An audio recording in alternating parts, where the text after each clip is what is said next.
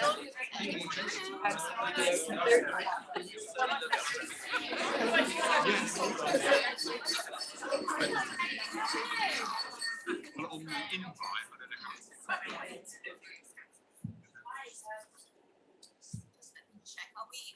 on the streaming?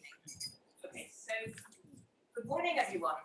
To everyone here in the room at Bain's offices and to the people joining us online, welcome to this launch of our new report, Cultivating Female Talent in Energy, what the sector can do to resolve the barriers faced by women in middle management. I'm delighted to be here today as the chair of Powerful Women, and together with our partners in this work, Bain & Company, we're very pleased today to be sharing this important piece of new research. And we're looking forward to lots of questions and a fascinating discussion. We're going to start shortly with a presentation of the research and the findings and the recommendations, and that's going to be done by two of the report's authors, who are Maham El-Shura, Associate Partner at Bain & Company, and Elizabeth Baxter, who is one of our Powerful Women directors. And then we're going to have a response to the report from Duncan Clark, who is the head of Orsted UK, and he is a member of Powerful Women's Energy Leaders Coalition. And then we're going to have time for some questions. So before we start, I've got a couple of housekeeping points. First of all, for those of us here in Bain offices, and thank you to Bain for hosting us, there are no fire alarm tests planned. So if the fire alarm does sound, we should listen to the instructions from our Bain colleagues here. Do you want to raise your hand, Bain colleagues? And they will show us how to exit the building via the nearest exit of the stairs. Thank you.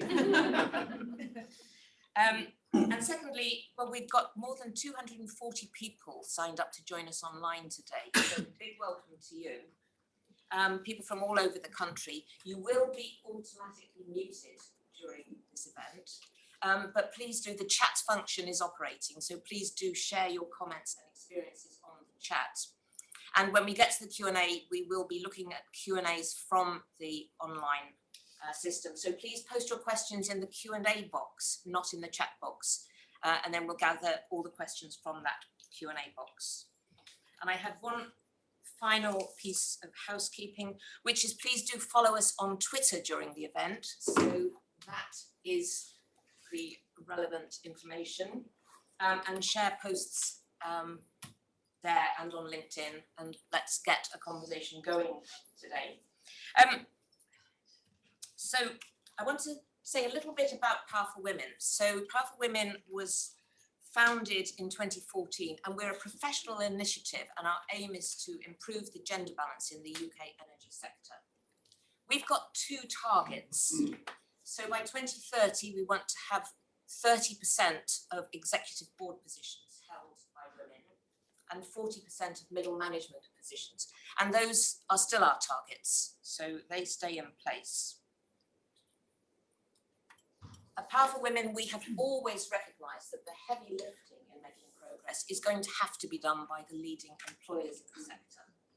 And so in 2018, we were very pleased to initiate the Energy Leaders Coalition, which is a commitment made by, it's now 16 of the leading energy companies in the UK and leading employers, that they will really drive progress on gender balance, both within their companies and also working together across the sector. And the coalition, so the different companies are shown here. They do represent now a majority of the UK energy employees across the UK. And the coalition also includes two regulators, Ofgem and the North Sea Transition Authority. And through the charter of the ELC, both the ELC and its members have committed to those targets that I just presented for Powerful Women. Now let me say quickly, where are we up to? So each year, Powerful Women publishes board statistics. It's very sensitive. Every year we publish board statistics. To do this, we look at the top 80 energy companies in the UK by number of employees in the UK. And more. This shows that some progress has been made. So looking over the last few years, you can see on the left for each year, you can see the female representation of the overall board seats. So we've come up to 24%. And on the right-hand side is the representation of women in executive board seats. And so you can say there is some progress, but you can also look at this and say that women are still woefully underrepresented at top levels of the UK energy sector. And just as a reminder, that 24% of overall board seats compares with the over 33% achieved across all sectors now, as reported in Hampton Alexander. And the 14% of executive directors is clearly way, way behind the 30% target that we have set. So we've got a long way to go. And just to look at that another way, and this is from the stats from last year, so May 2021, we saw that over a quarter of those top 80 UK energy companies had no women on board at all, and over 3/4 had no executive female directors. So I think we feel that there is a lot that needs to be done.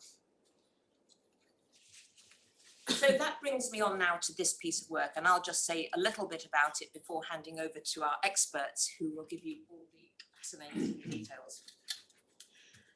Looking back over the last decade maybe, there's been an enormous amount of focus on gender diversity at the very top of organisations, at boards, and then more recently at the very top executive levels. And so there have been many, many studies and pieces of research done into gender balance and the issues at that level. But if you look at that second target, second Powerful Women target, addressing middle management, there's very, very little research that has looked at that level at all. And so there's nothing that can give us insights and guide us in finding what we need to be doing to improve the progress of women through those middle ranks. So we decided to invest in research to understand better what are the barriers that women are facing at mid-career when they get to middle management, but they're not yet at that executive level. What are the barriers that they're facing? And in this work, as I said, we've partnered with Bain & Company. What we wanted to do was to capture the authentic experience of women at that stage of their career. We wanted to investigate what's going wrong, why, and to support companies and the industry in resolving those barriers. And when I say it in those words, you can hear that we were assuming that there were barriers and there were things going wrong. And I think the stats I've just shown are actually the simple evidence, because over a significant number of years now, we have not been seeing that pipeline of middle-ranking women come through into those very senior levels. So our research, as you can see here, so we've had 32 in-depth one-to-one interviews with women in those middle management positions in UK energy. And we also had 4,700 employees across different sectors participate in a detailed survey. And it's the results of all of that that we're going to present to you now.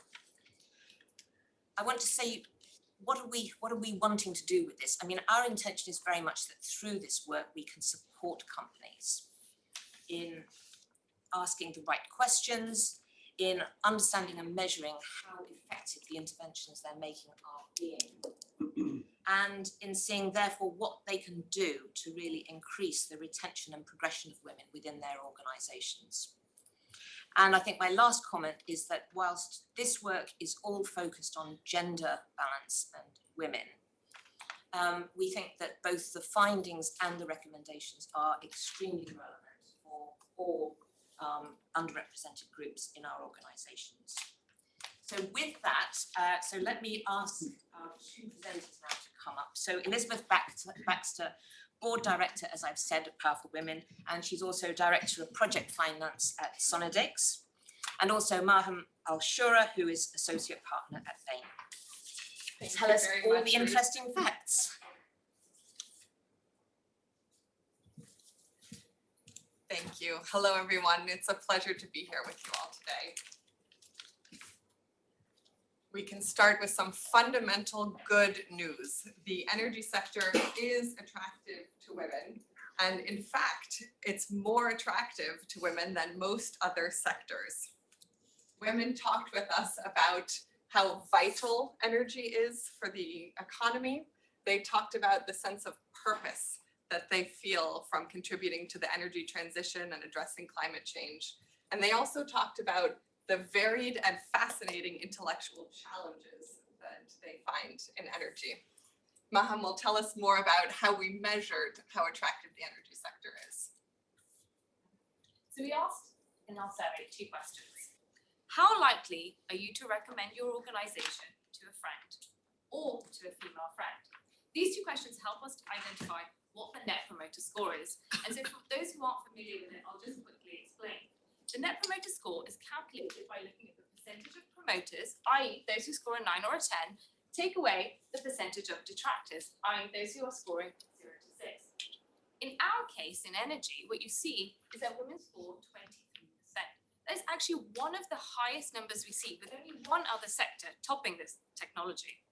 But what's really interesting is that when you ask the same women the question, how likely are you to recommend your organization to a female friend, there is a 12 percentage point drop. This is actually much more pronounced in energy than it is in other sectors. And actually what's also really interesting is that women's likelihood to recommend their organization in energy drops as they become more senior in their organizations. Just as powerful as the data are the personal stories. We wanted to share 2 contrasting ones with you to start. So I enjoyed speaking with Natalia. She is an engineer in middle management at a large energy company. She is attracted to energy because of how vital it is, and she's enjoyed the breadth of career opportunities she's found. However, she is feeling increasingly frustrated as she seeks to advance in her career. She was assigned a formal mentor who didn't spend much time with her and didn't do the actions that he said he would do. And the program organizers for the mentorship didn't solicit any feedback on how effective the pairing was. And her line managers have had a very fixed view of what they think her career path should be within the company and the industry. And they haven't been very curious about her personal needs and preferences. So while she is planning to continue her career in energy, she's moving from engineering to operations because of the male-dominated culture in engineering and because she is hopeful that her new line manager will be more supportive of her needs. In contrast, Annie had 2 very senior individuals take an interest in her when she returned from maternity leave. One helped her identify an opportunity outside of her role, and the other helped her create a career development plan. As a result, she now has 5 or 6 opportunities that she's really excited about, and also they'll help fill the gaps in her development plan. Now, these 2 contrasting stories are actually really representative, not only of the stories we've heard from women, but also of the data we've seen. So let's take a look. And what we can see is that the good news is that majority of participants believe that their organizations had communicated not only diversity, but also gender parity targets. And we know that belief in these targets actually means a higher likelihood to recommend to a friend or female friend. But also what's really interesting is that the majority of participants, almost 3/4 actually, believe that there is a wide variety of diversity and inclusion policies available in their organizations. And this is a testament to the D&I leads in this room and outside who have worked really hard to bring leadership to the table on the issues that matter most. But actually what you see in the pink bars is something really interesting. The usage and uptake of those policies is significantly lower, signaling that there is a delivery gap and that organizations are not getting the return on their investment.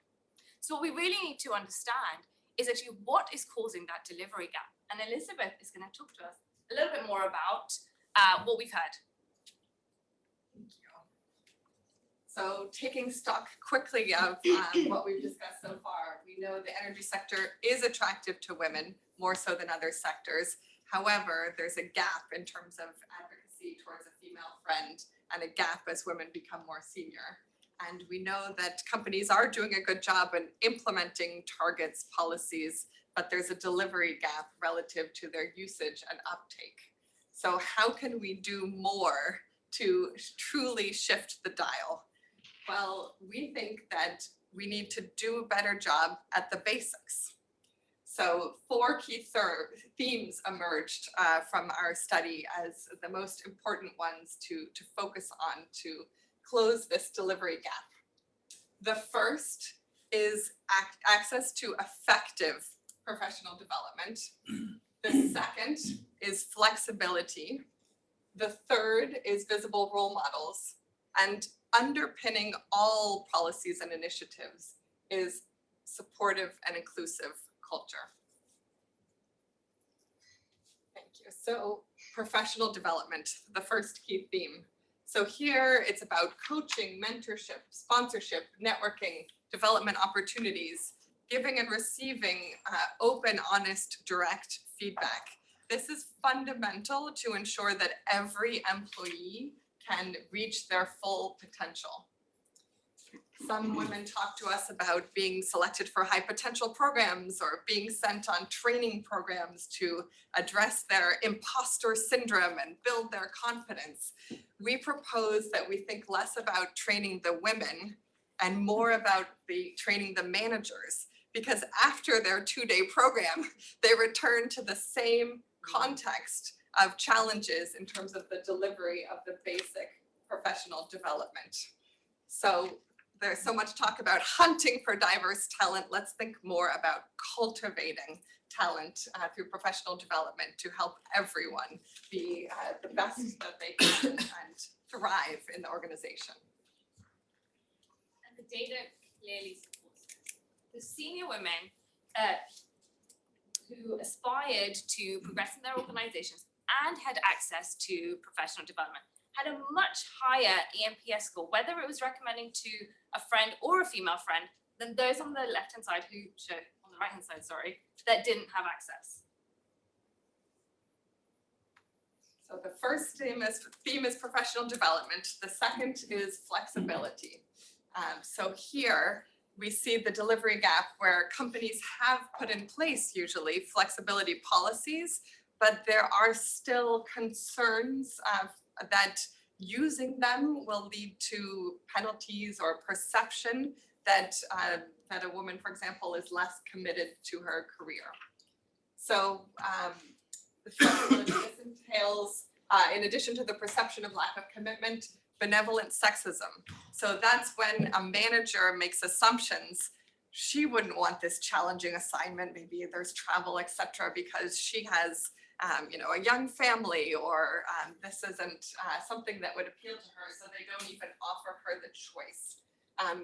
While they mean well, we have progress to be made in terms of not making assumptions, but being curious and giving the full set of options to employees and ensuring that their development meets their needs, which may entail leaning in and leaning out at different phases of their career to be driven by the employee themselves. And again, the data strongly supports this. So what we can see is both men and women believe that working flexibly, they can be productive members. However, almost 40% believe that working flexibly not only negatively impacts their career, but is also not supported by their organization. The third point that we talked about was what we've heard is a lack of access to visible role models that individuals can relate to. And this is not important, not only for inspiration, so women to see women like them in the leadership team gives them confidence that if they can do it, I can get there too. But it's really important for the mentoring and sponsorship opportunities that Elizabeth talked about earlier. And again, the data supports this. So what you see is in our survey for women who saw that they had role models that they could relate to, had a much higher NPS than those women who didn't feel that they had those role models. So professional development, flexibility, inspirational role models. These are all amplified or undermined by the culture of the organization. Women are still experiencing the challenges of a male-dominated culture in many cases. Sometimes they feel they don't have equal access to development opportunities. And even sometimes they feel they're not treated with basic respect. So what we can do is think about how we can enhance the inclusive behaviors of an organization in all parts of the hierarchy and divisions of the organization, so that each employee feels that they can be their authentic selves at work and that their sometimes different perspective is valued and respected. Again, the data supports this. So what you can see here is that although about 20% of women experience non-inclusive behaviors, those who are detractors, so the 54%, are almost twice as likely to experience some of those negative non-inclusive behaviors. And what that results in is those individuals who had experienced inclusive behaviors, 2 or more inclusive behaviors, had a much higher NPS than those who didn't. Says it all. So bringing it back to the personal stories of the people that we're actually trying to help here. One conversation we had was with a woman we'll call Carrie, who spoke poignantly about her desire to progress in her organization and her sense that she would have to sell her soul in order to make it from middle management to the C-suite. So how can we do more to help women like Carrie? While there are no one-size-fits-all solutions to make a company more diverse and inclusive, there are 3 common elements. The first is the importance of leadership. We need ownership, role modeling, accountability, and prioritization from the top. This issue cannot be delegated. Down the spine of organizations, managers need to have the skills to take ownership for cultivating the talents of every single person within their team so everyone can flourish. And third, companies need to ask the right questions to find their unique issues. Do we have enough feedback on how well our policies and initiatives are working? What improvements are needed? Have those been actioned? How are we performing relative to our targets? Let's deepen the feedback loop. The same themes impact all groups of employees, and we can build a more diverse and inclusive sector by investing in cultivating everyone's talent. And to everyone in the energy sector, we can each make a difference by exhibiting the inclusive behaviors that we'd like to receive, no matter where you are in the hierarchy. And in fact, let's move away from a traditional view of hierarchy where some people are on top and others are on the bottom. Let's think about building a more inclusive outlook. As the former US ambassador to the UK, Matthew Barzin, wrote in a recent book, let's think about us all as a constellation of stars where every one of us has value to contribute, and our goal is to find patterns and connections together. We are all interdependent and each one of us has value to contribute. So let's take this inclusive outlook to cultivate the talent of all the wonderfully diverse perspectives we have in the energy sector so we can work together towards net zero and beyond. Thank you, everyone.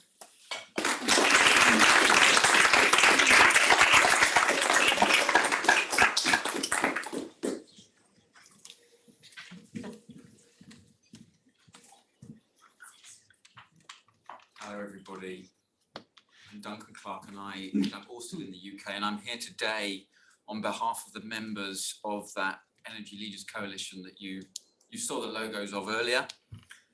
It's a collection of 16 energy companies from the UK, and the first thing I would say on behalf of all of those members of the coalition is a massive thanks to powerful women, to Bain, to Ruth in particular, for triggering this report, for doing such a powerful piece of work.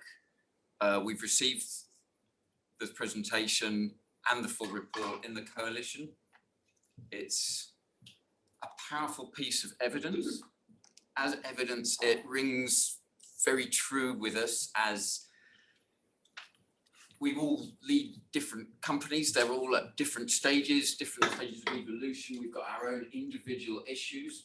But the common experience was that what the report has highlighted rings true with us from those pieces, snippets of evidence that we see from our own company. So it's incredibly important to have good, robust evidence like this. It enables us as leaders, and I like to think in the Energy Coalition, we're kind of self-selected as being on this journey, seeking to do what we can to improve our companies. We recognize our role as individuals, but it is down to us to a high degree to lead this. So it's actually more powerful than you might imagine to have evidence and to have those real stories of people's experiences, because it's quite common that those are not our own personal experiences, and we are seeking to understand the depth of the problem and the character of the problem from a position of usually not that much personal insight. So the sad thing, I suppose, is that most of those insights rang very true. We're painfully aware, for example, that the implementation of policies is patchy. We're painfully aware that when we require and ask of our line managers to develop our talent, all of our talent actually, it's often implemented less well than we would like.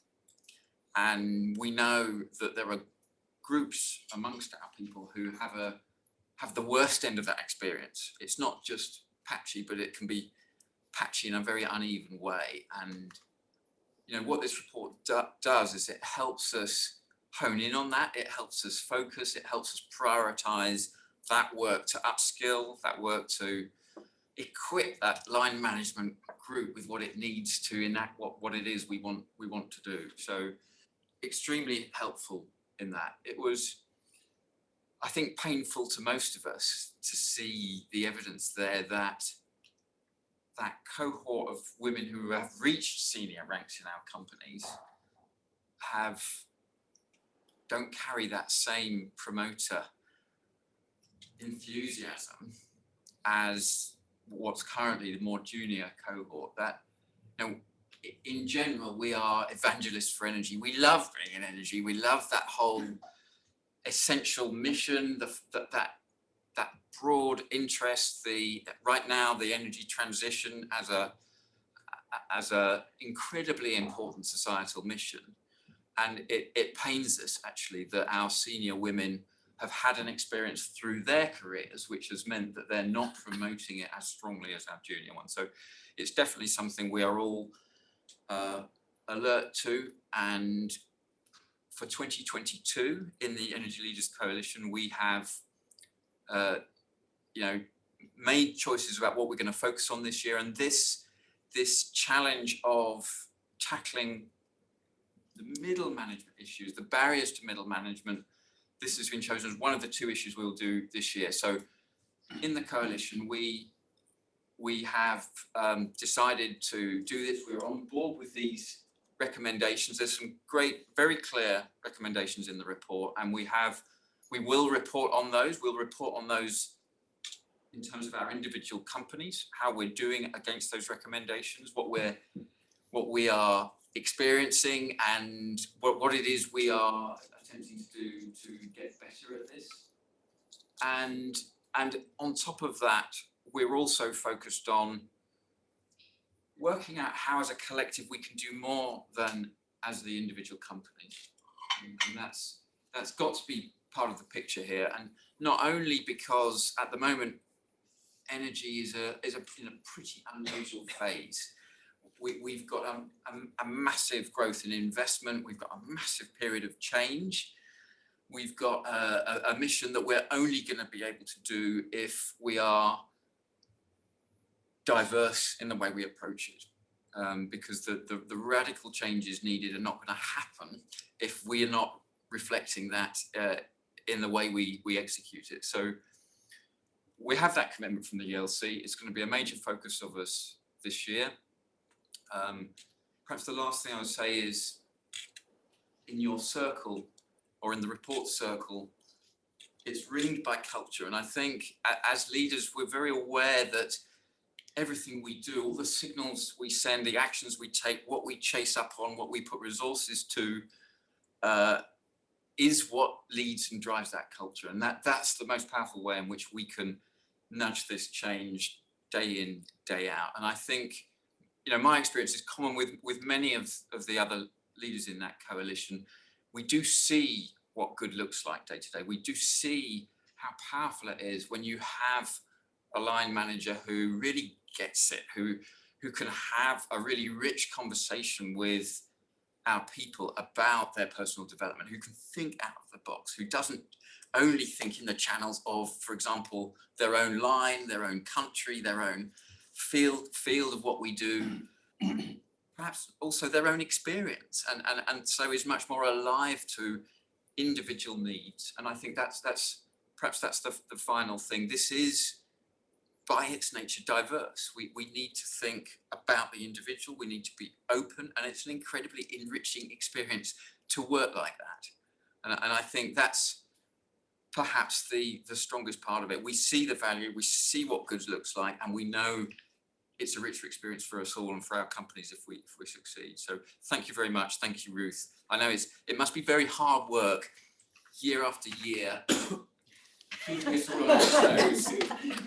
raising these issues and challenging us to be the best we can be. So we really appreciate it. Thank you.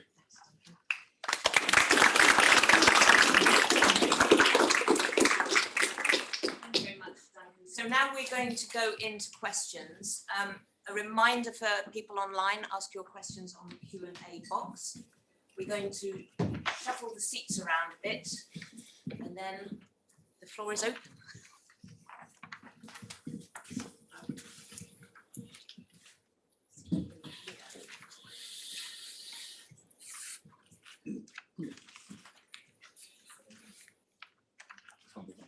Yes, there is one for you.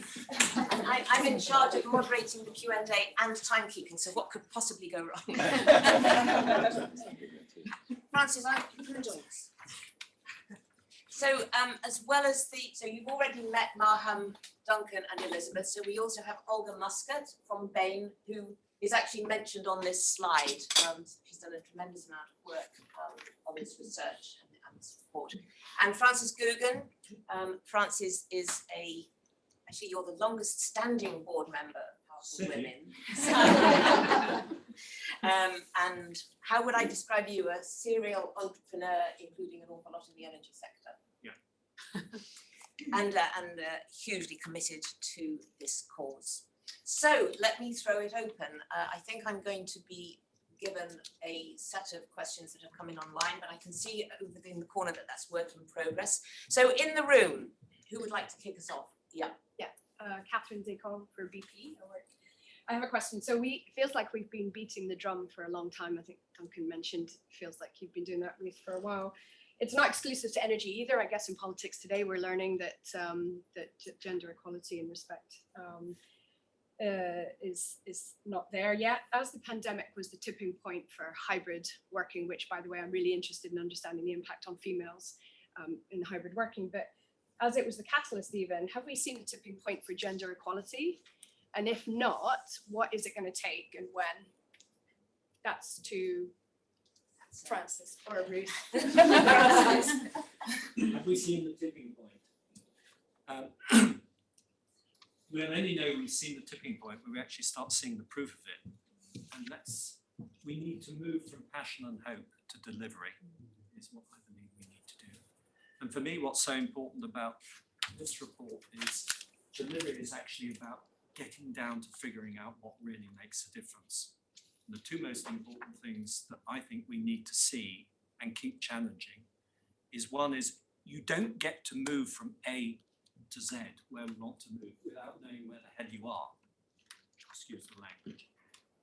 And so actually establishing from your own organisation where you truly are as the starting point is vital. You need that feedback, and it's also the wake-up call. I mean, you heard Duncan say that we know all this, but yet we're not doing it. And the only way to really, and a lot of companies will think that they're doing better than they are. That's been my experience in running companies, and you need that feedback loop. And the second thing that is absolutely vital is the role that you personally play in terms of exhibiting on a day-to-day basis.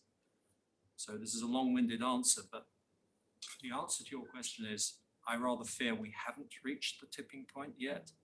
And the only way to reach that tipping point is we must improve the feedback loop so that people understand we are not there yet. I think one thing I'd add to that, just on the data that you saw, is the survey was actually done last year. To the point that you were raising around the pandemic has changed a lot of the way we work, and we did talk about flexibility. And actually what you saw was, despite the fact that we'd been in a pandemic and we'd seen all of that change for a lot of people in their lives, the two things were still really apparent. 40% of people still believed that actually flexible working negatively impacted their career and was perceived negatively in their organizations. And so I think to what Francis is saying, we still can do more and need to do more. Thank you. Thanks. Next question. Yes. Hi, I'm Vanessa Yusias. I'm from VP, sorry. I'm the global leader for gender at VP. So it was very interesting to hear the 4 actions that we are suggesting on the report. But most of the time I was hearing about line manager, how important it is.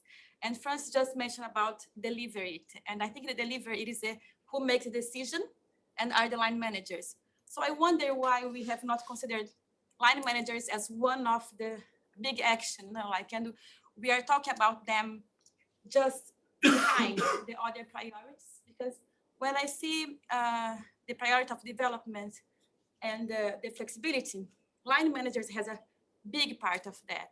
So maybe if we have line manager, they would support flexibility and development. So I just wonder if we have considered this. Yes, Olga Mascot, I'm a partner at Bain, and I lead our utilities practice in the UK. For those that I haven't met, we have decided to support this initiative of Powerful Women last summer. We as a company really believe diversity is extremely important, and we also see the huge growth that Duncan was talking about coming to the industry, and attracting and nurturing all the talent you've got is the only way you will have the ability to have the people to deliver energy transition. Specifically on your point, the first theme, and we actually, for me personally, the most important theme of the insight of the study is the importance of doing the professional development well in a company. And there are 2 parts to that, and it's not like line managers alone, because line managers need the support.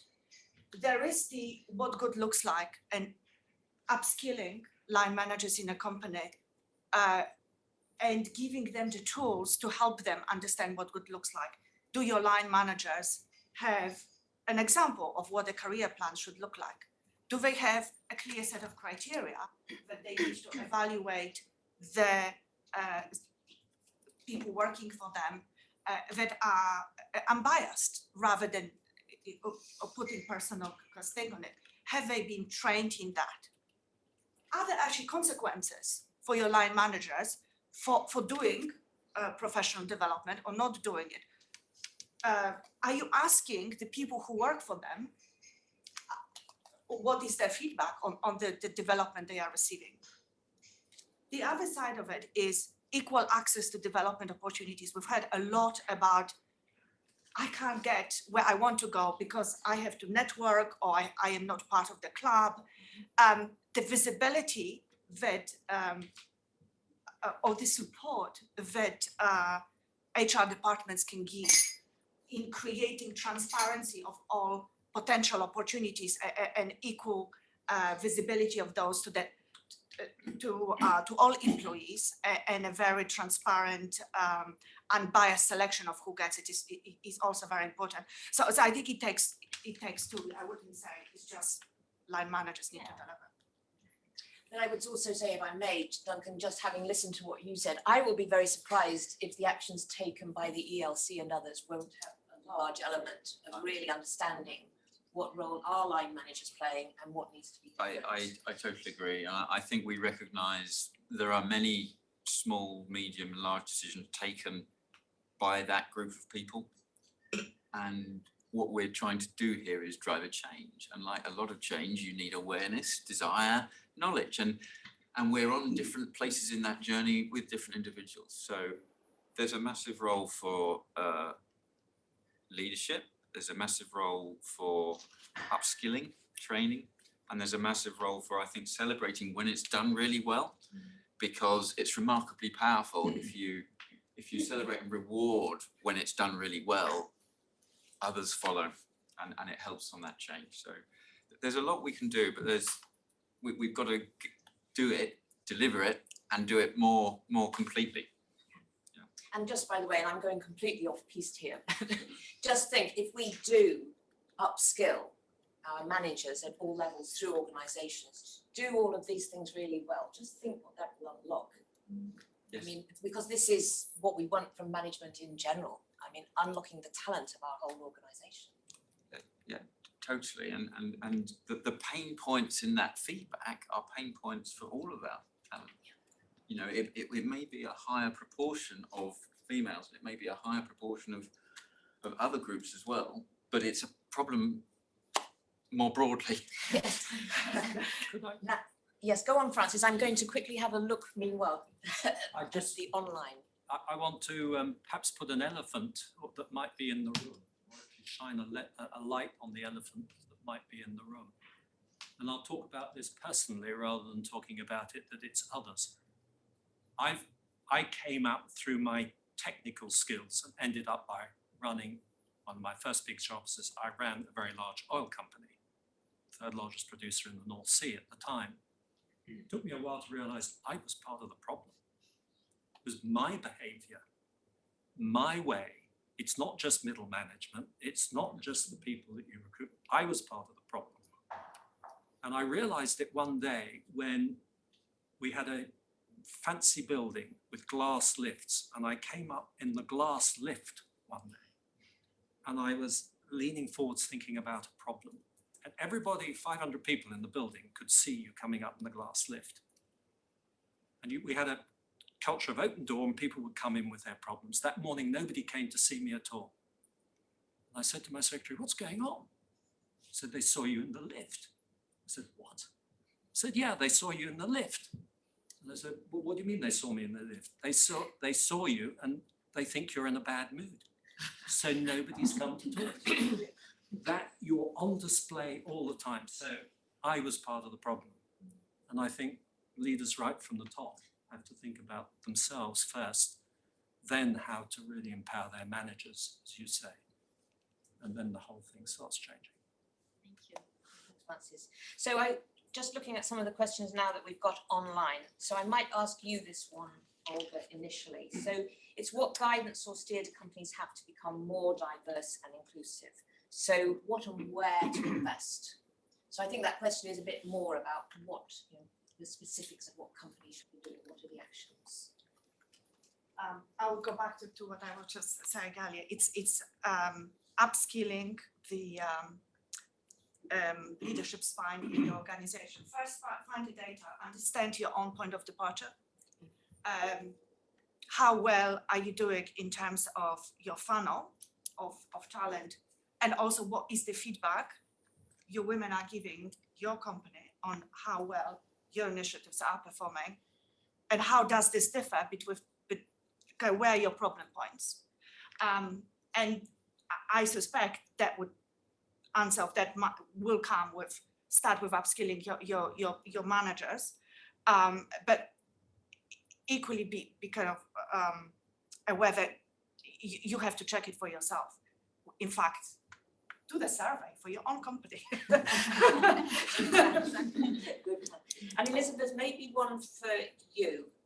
So, because I think from the interviews, question, are there more examples? Did you hear more examples where male managers have been really supported, like Annie's story?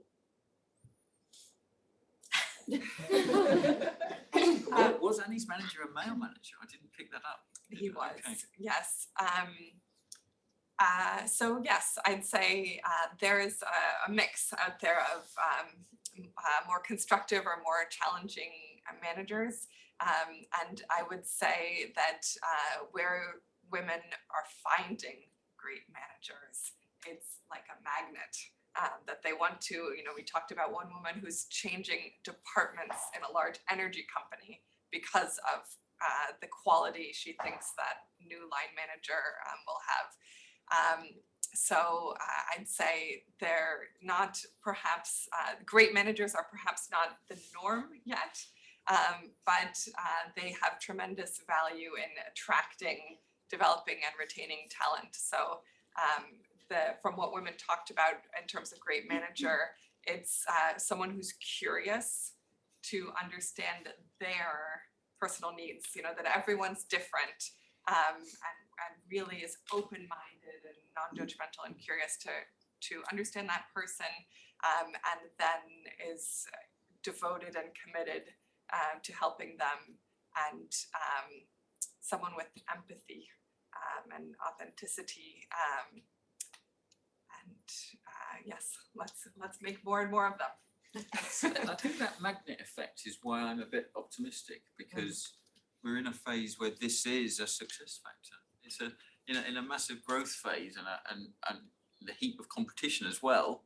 This is a success factor. So the way companies do it is to start measuring, start improving, be the best you can be. So I think that helps me be optimistic that we're going to get on this. And I think it's also about identifying those individuals and companies who are those magnets and pulling them up, making sure that those individuals are being rewarded for that behavior, and that is not, as you talked about, being showcased, but you're finding those individuals throughout the company and training them and pulling them up so that they can display and share with others what they're doing so well.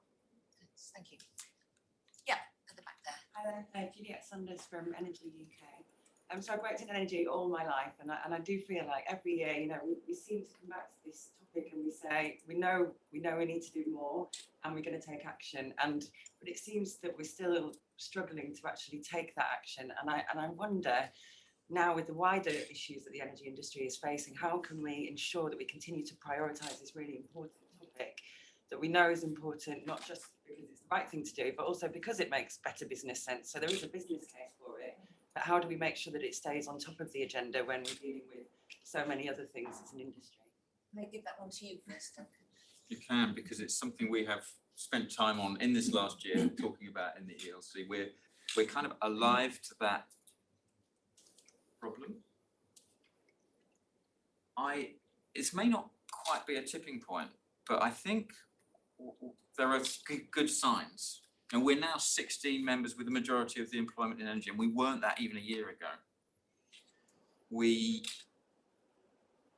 do share good practice, and we both spark off and perhaps a little bit compete with each other to do the right thing. And that's a good starting point at a leadership level. And it's also a safe forum for us to sort of surface the disappointment that we're not further ahead, but also we're asking questions now about not just what's our action plan for this year, what are the things we're going to try and make a difference on this year, but we're also looking at those long-term trends and asking the really difficult questions. So if we're going to hit 40% 2030, then what does that mean when you look at all the workforce modelling and the recruitment, retention, promotion, leakage, and actually seeing it through a much more action-oriented, rigorous lens. And it doesn't mean we know all the answers. It doesn't mean we know exactly how to solve them, but it's a much better place to start from.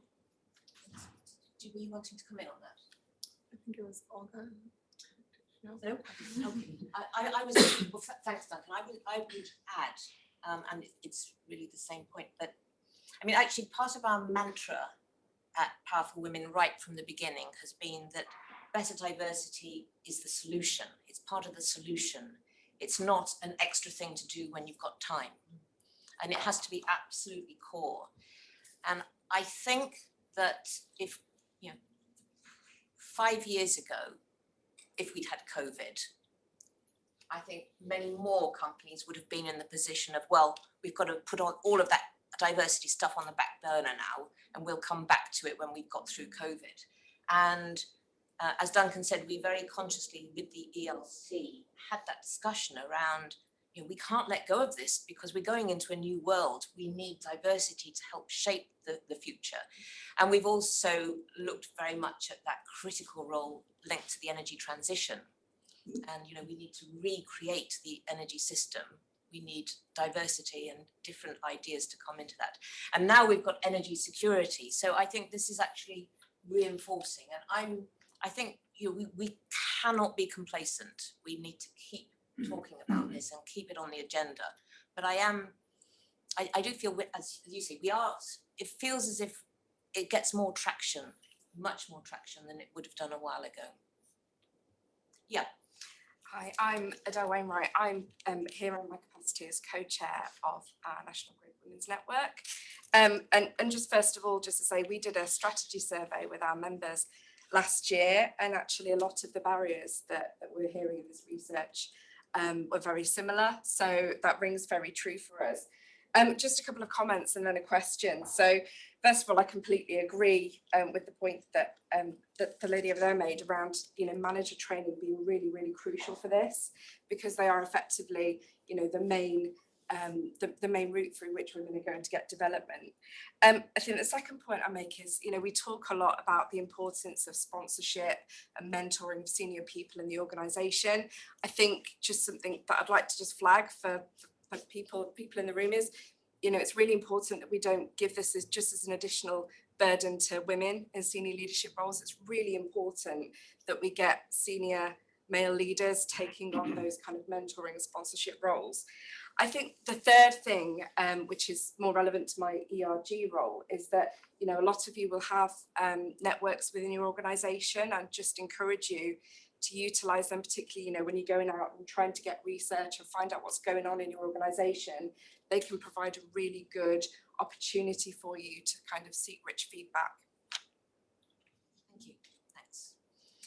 I've got another one from the web, which I think is, notwithstanding the fact that I think you said, Elizabeth, in the presentation, let's drive the action on what the companies need to be doing, not all the focus on what the women need to do. But nonetheless, how might we support women in being more visible and proactive externally? You got any thoughts on that? Join the Powerful Women board and like this. Yeah, so if the question is about externally, I would encourage joining Powerful Women. We do have events that people can attend. Some are skills building and others are talking about what's happening in the industry, and it is so enriching to get to know people from around the sector. So yes, Powerful Women is a resource to build visibility and network externally. And I think also, speaking at conferences and attending industry events, reaching out, even if you don't know them, you can reach out to someone on LinkedIn and send a message and ask them to go to coffee so you can learn about what they do, and stay in touch with people who lead your organization or if you do. So just a few ideas of ways you can build your profile externally. Thanks, thank you. Anything else? Other questions? Yes. Kate Matthews from BP. I lead DE&I for the Eastern Hemisphere. Sorry, there's a few of us here from BP. a sort of a comment, and it might turn into a question. I've without revealing my age, I've worked in this space and learning development and HR for a long time, and manager capability has been an enduring challenge. So I both recognise and appreciate the recommendation, and I think it's not a simple challenge, right? Otherwise we'd have solved it a long time ago. I love the idea of recognising inclusive behaviours and bringing them out, and I think it's about getting closer to what's in it for me as a line manager. What do I get rewarded for? What does good look like? And how do I get better at it? And I've seen some really great examples of inclusive leadership at BP, and obviously the opposite as well. And actually getting that balance right and building the positive into our culture is a priority for us. I think for me, from the presentation, one thing that was missing, but I think is in the report actually, is the focus on transparency and accountability around data. I think Francis mentioned this in his initial comments, like understand where you are and really essentially hold feet to the fire around it. So that's not about over engineering on anything or being inequitable, but promoting equity and keeping an eye on what's actually happening. You talked about feedback loops, because I think that's what you were getting at, Elizabeth, but I think it's being really, really clear that that's what you're doing, and not talking around the issue, actually, just that we're going to get there. And that's the language that we're trying to use at BP, is that we're going to get there. This is not a we're going to try or we have an aspiration. So we're going there and we're making progress. And I think it's that clarity, both for gender and other areas of diversity. So sorry, that wasn't a question. But thank you.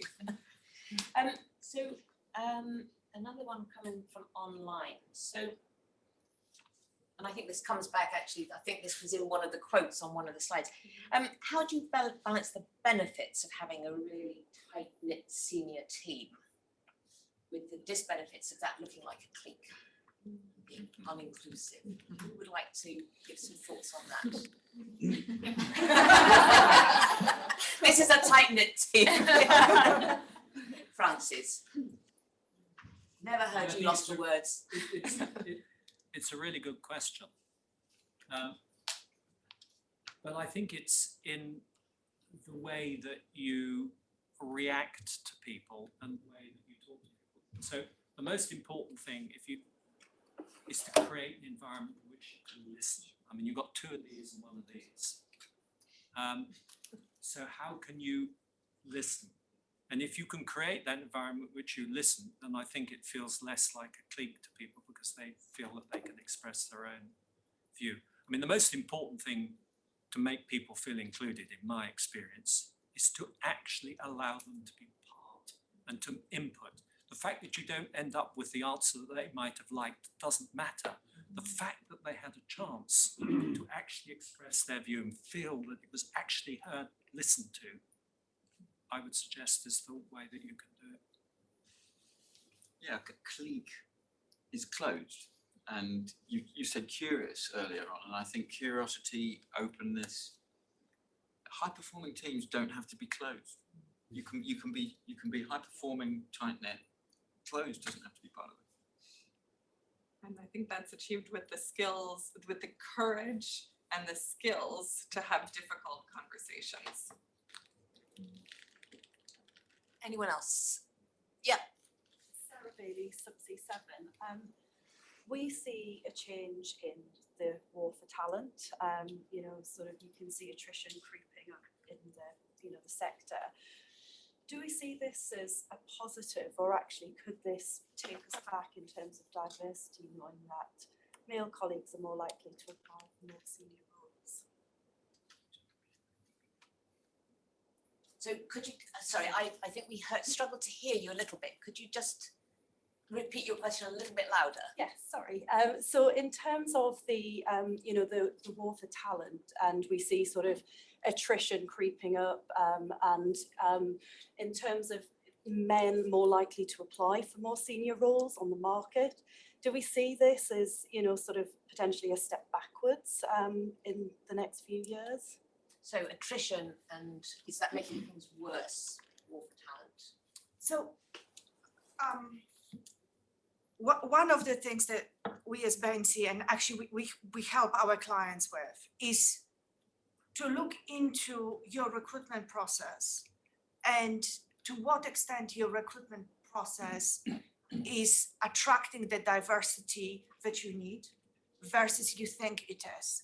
And in fact, through a lot of the in-depth interviews, we've heard a theme mentioned of, well, I'm being told my skills are not exactly the description, and especially on technical skills and requirements, whilst I know I could do that job well.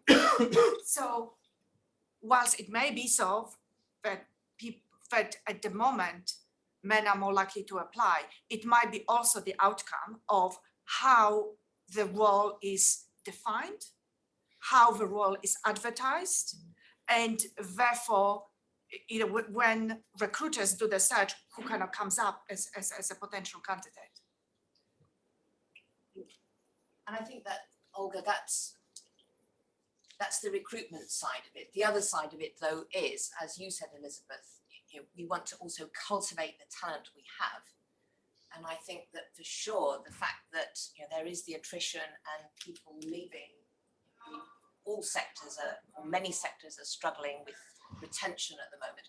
That says to me, even more so, we really have to get progress on this, because we want people to really feel supported in their careers. We want them to see the opportunities they have so that they do stay with us. Yeah, it's a great point, Ruth. It goes to the finding we're talking about, transparency of all development opportunities internally. It is often a knee-jerk reaction from any organization to say, I have this, what I need to hire, rather than think, what is really the skill set that is required? Are my criteria biased, or actually, do I have talent somewhere else in my organization that can deliver?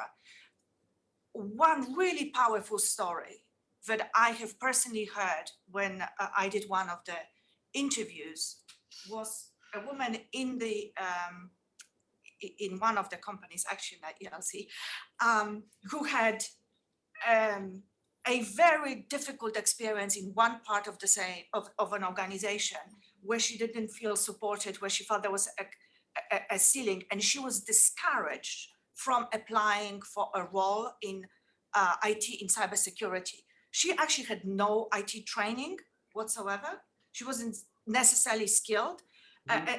You have no chance. But the IT manager took a complete kind of chance on her. A smart, educated, why not? And she's now thriving. She's being promoted, and she's having a great career in what is perceived as an extremely technical role. And she's doing an additional evening degree to help her skills to have a full IT career. I thought that was an amazing story. Okay, last one, I think. Tony Wilkes from Subsea 7.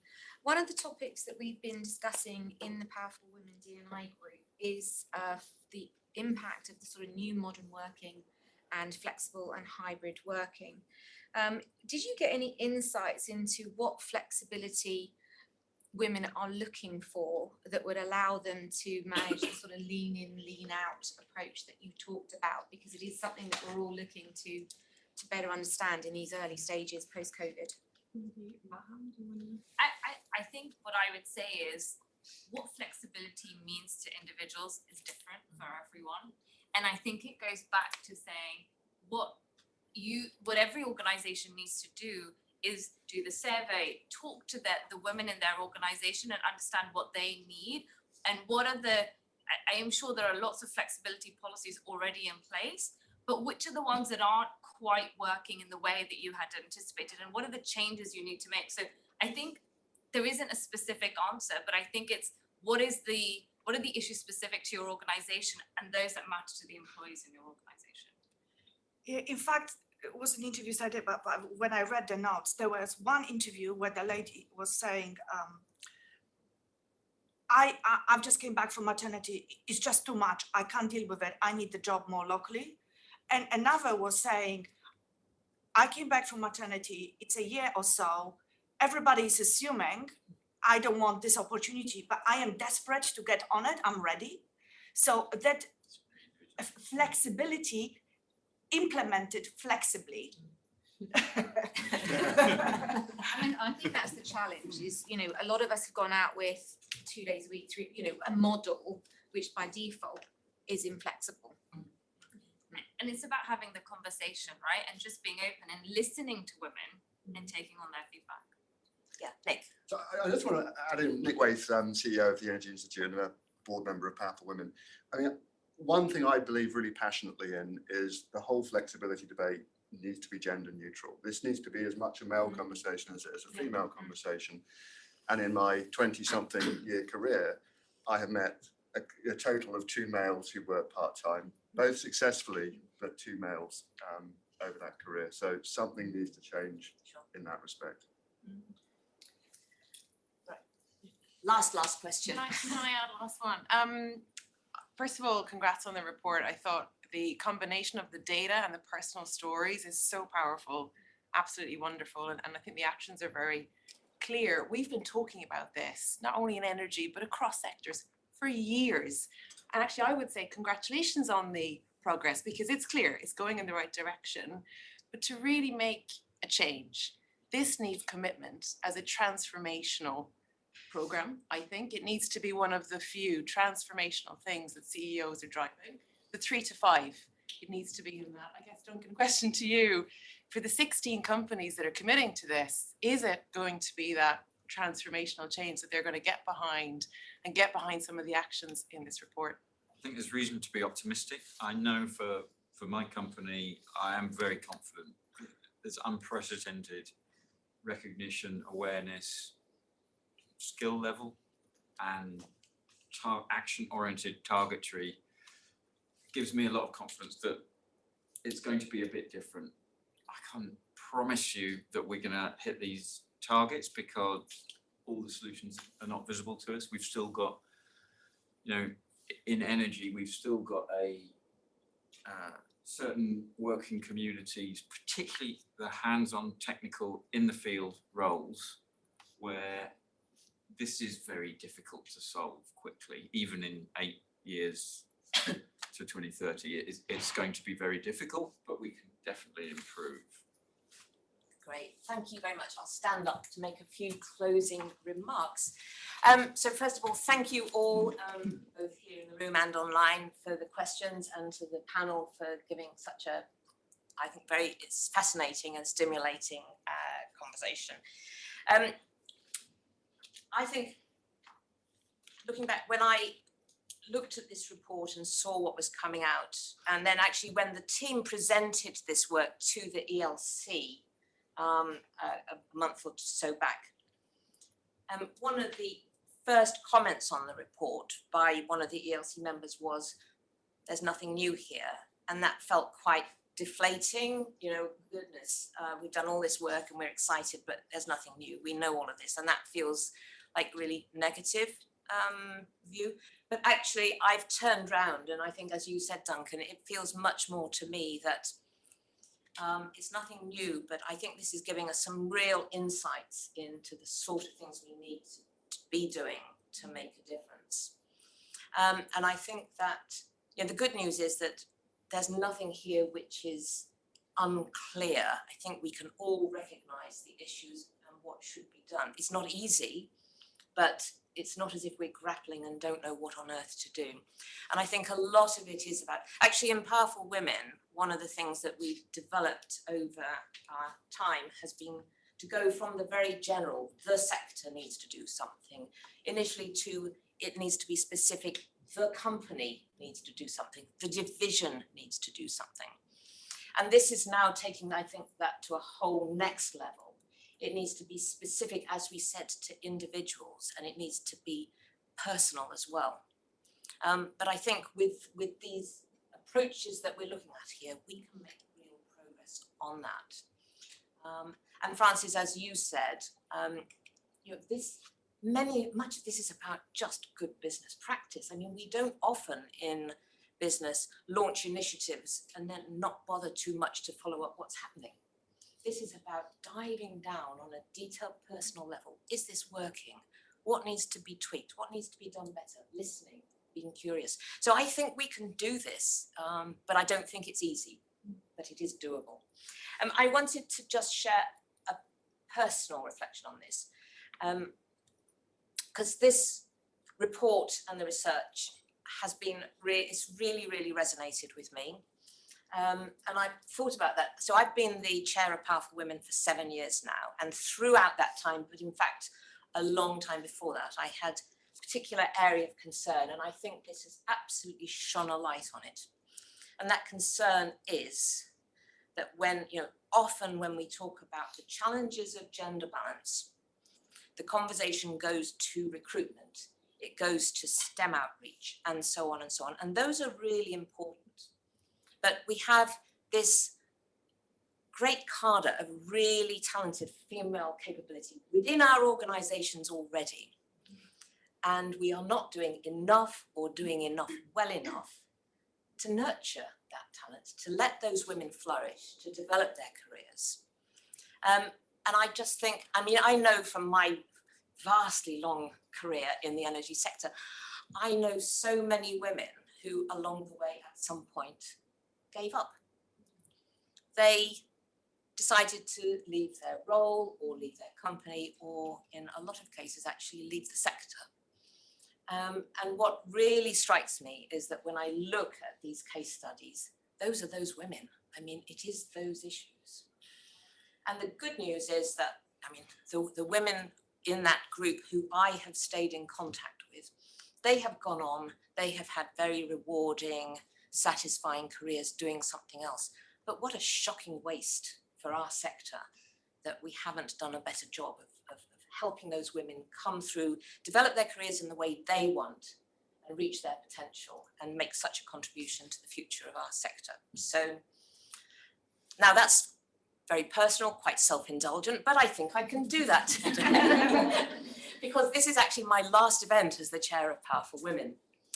So I am handing over the reins. I think we're sort of moving into our new next phase, and I'm delighted that Katie Jackson, from Shell, is going to be my successor. So Katie, welcome to Powerful Women, and I wish you and the initiative every success, and I think sure it'll go from strength to strength. Great, thank you for joining, and great to have you on board. I'm really hopeful that the ELC and others will now take up the mantle here and really drive the actions. I'm so pleased that this is one of the two main focus areas for the ELC. And then finally, a couple of points to note. So a recording of this event is going to be on Powerful Women's YouTube and on our website, and we'll have the report available on the website, although there are paper copies here as well. Please do share the report with colleagues and friends, post on social media about it, because we would like to get this conversation really going. And finally, I'd like to say a huge thank you.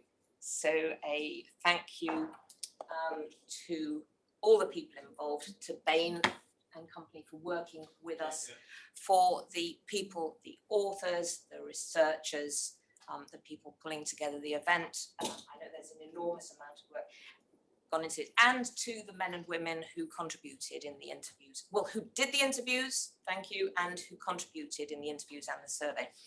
And in the report, there is a pretty comprehensive set of acknowledgements. So I'm not going to try and do the Oscar speech, but you can see all the people who contributed so well. So thank you very much for attending. I think we... There's Rubina, Anna, and Grace have done a huge amount of work. I think if you guys